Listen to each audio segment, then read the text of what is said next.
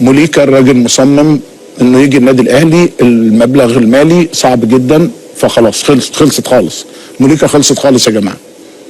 سوزا الولد كان مرحب وتمام وتم الاتفاق معاه وخلصت كل حاجه ومية مية وخلاص، والاهلي هيعلن.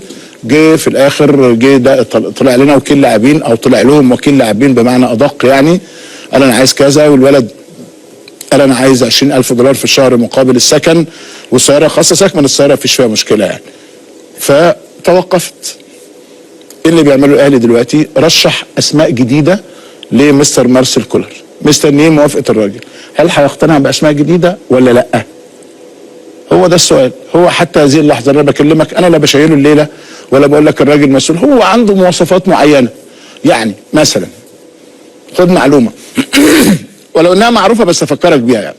مصطفى شلبي الاهلي خلص وتمام ومش عارف ايه، وكان امبي الاول والفلوس والحدوته، ثم الاهلي وصل الى اتفاق مع نادي امبي.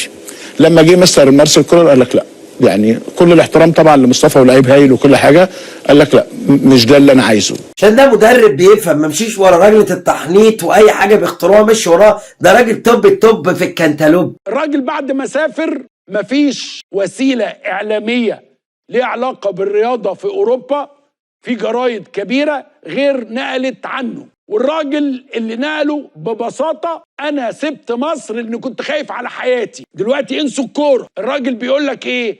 انا مشيت من مصر عشان انا خايف على حياتي، جات لي تهديدات، انا ما قدرتش اقعد في مصر. الراجل بعد 5 شهور موجود في مصر يسيب البلد ويسيب الجمل بما حمل، ويتكلم على انه كمان ليه 2 شهر ما خدهمش، يعني كمان ليه فلوس.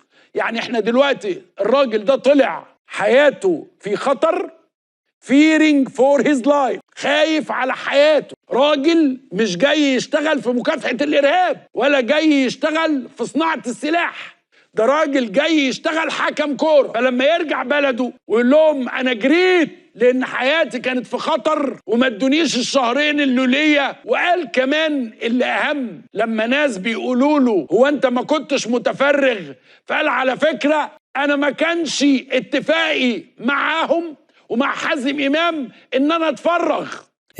اضرب يا عمرو، وكلاتنبرج لو ما قفش 2 شهر هيطلع يعريهم، قال له اسكت هنديك 2 شهر بس ما تتكلمش علينا